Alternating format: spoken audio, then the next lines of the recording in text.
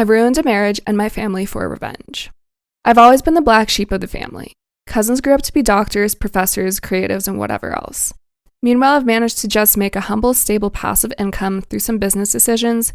Nothing fancy, but I can afford a 1-bedroom in New York City and live comfortably with that and a part-time job in a cafe. Everyone in the family, including my own parents, judge me harshly for not pushing myself to do what my cousins do, especially my one cousin we will call Randy. Think the stereotypical dude bro who got rich thanks to working for his dad, multiply that by 10, and you get Randy. Anyway, he also gave me the most shit, and eventually I just tune them out because I get to enjoy my life with my significant other, work part-time, and still afford what I want. So to cut the bullshit short, Randy has a wife and 2 kids. He also had a mistress. I found this out because one day when I was walking through the city, when I saw him walking down the street with a woman who clearly wasn't his wife, arms around each other. I checked Facebook and saw he had indeed posted about visiting a bagel shop in the city while on a business trip that morning, so we had Indeed in the city. So I decided to fuck it, let me see how this plays out. I followed them for 5 hours, snapped several photos, one of them going into a hotel together. I held on to these and waited until Christmas that year, about 6 months later. I decided to unceremoniously drop the printed photos in front of everybody at the table before dinner and made sure his wife got to see them. Cue screaming and fighting, I actually got a black eye out of it. It was Randy's dad who did it though, not him. Cue police, a lot of questioning. My significant other and I get kicked out. We head back home after talking to the cops one last time. The aftermath, besides Randy's wife and another cousin who hates Randy, my family cut me off entirely for several years. Whatever, even my parents had always expressed disappointment in me for not applying myself fully, so no real loss there. Randy got divorced, lost full custody of the kids after threatening his ex. Family occasionally tries to guilt me into apologizing, but my response is some variation of not gonna apologize for outing a cheating cunt, and I'm promptly blocked for another few months. Significant other and I got married, and that's when my family last tried to get in contact with me and were actually nice for once. Seeing me moving on, I guess, eats at them. I don't know. Maybe realizing their punching bag is gone for good. That's it, really. Living my best life now with a good family as opposed to a shit one. Today I fucked up by going through with a happy ending massage despite being newly and happily married. I, 24 male, was getting a massage from a local physiotherapy wellness clinic. I've been very comfortable there as everyone seemed very professional and gave excellent massages. I've come here almost 10 times and always felt amazing afterwards. Today was different though. Usually when I'm getting the massage, I'm always a little turned on, but this time around, this massage therapist, who was a lady, pressed my glutes more than normal, which admittedly felt good. I'm a pretty vulnerable person, so when a physiotherapist is doing something, I just assume this is a long-time tested technique and I should just be mature about everything and let my stress drift away. The more time that went on during this full-body massage, the masseuse perhaps accidentally, or on purpose, who knows, grazed past my package. Apologized and asked if it's okay. I said it's fine, no worries. Which she gives a surprised reaction and then proceeds to pull my boxers down and asks if I want it here too. It was such a good massage, I just agreed because I used to wonder what that was like back in my bachelor years, and after she finished, I just felt so dirty and ashamed. I've read things online if this was an extremely terrible thing to do. I saw some rich person forums saying it's not uncommon and not cheating, which is just how I'm justifying it was fine right now. I want to tell my wife, but she's pretty sensitive, so no good can come out of coming clean. I'm just looking for the justification that what happened is not a big deal. Everyone does it, and de-stressing takes many forms.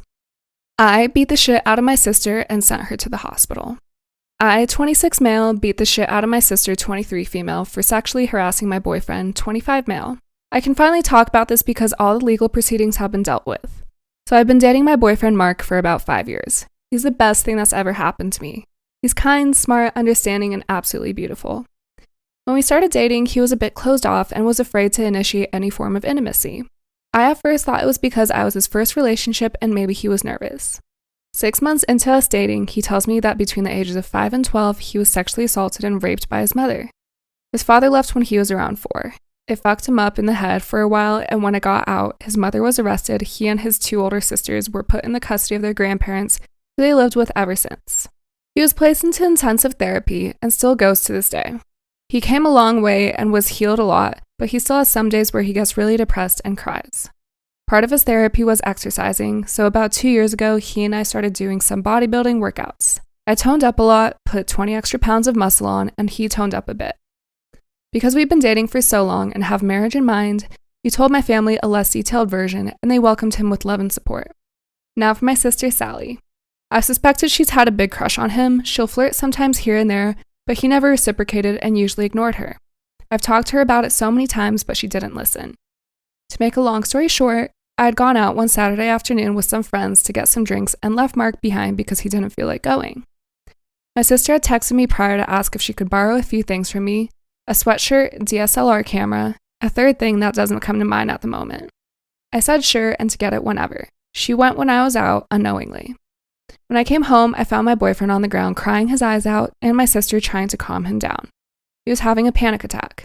It's never safe to touch him when he has an episode because he may act out violently due to his headspace. Her hands were all over him and he was trying to push her away. Her shirt was also on the ground and she was only in her bra. I tore her away and asked what the fuck she was doing. She said she was trying on the sweatshirt when he walked in on her, freaked out, and went into an episode. However, Mark, through his tears, said that she tried to touch him. I asked my sister if it was true, and she said no, but Mark again said she tried to touch him. I can't remember much because I was so angry, and I pointed it out to my sister. Her face went white, and I don't know what came over me, but I saw red.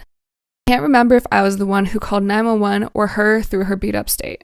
I do remember kind of snapping out of it because Mark was still going through his episode, and I could hear him cry louder, and I had to help him through it all. It's all a haze. I broke my sister's nose, gave her a black eye, and bruised her ribs. She was in the hospital for a few days. Am I the asshole for refusing to change my last name? My mother passed away before I was 10. My uncle, mother's eldest brother, took me in and raised me because my father by then had already started a new life and a new family. My uncle treated me very well, though I'm not sure if my aunt feels the same about me as he did. My uncle and aunt had only one son who's around my age, and what he had, I had too. For example, if my uncle got my cousin a laptop, he would get me the same one. My uncle even got me a car for my 18th birthday. My cousin also treated me just like his own brother. Needless to say, I am very grateful to have them in my life. Everything I have and who I am is owed to them. However, my relationship with my uncle has hit a slight snag recently. In my culture, it's usually the parents who will help with purchasing a home for their sons when they get married. The reason is because people in my culture tend to marry young, but most of the time we would not have worked long enough to save up for a house. For a man not to have a marital home is considered a disadvantage, and the woman's family may not accept the proposed union. So a man having a marital home is very important. Listen, no one is holding a gun to your head saying you have to get married. And if you want a house, that's on you. I don't like where this is going. In my case, because my mother had passed away and my father is an absent parent, my uncle and aunt are my de facto parents. Indeed, my uncle said he would buy me a marital home. However, he has set a condition for that I have to change my last name to his.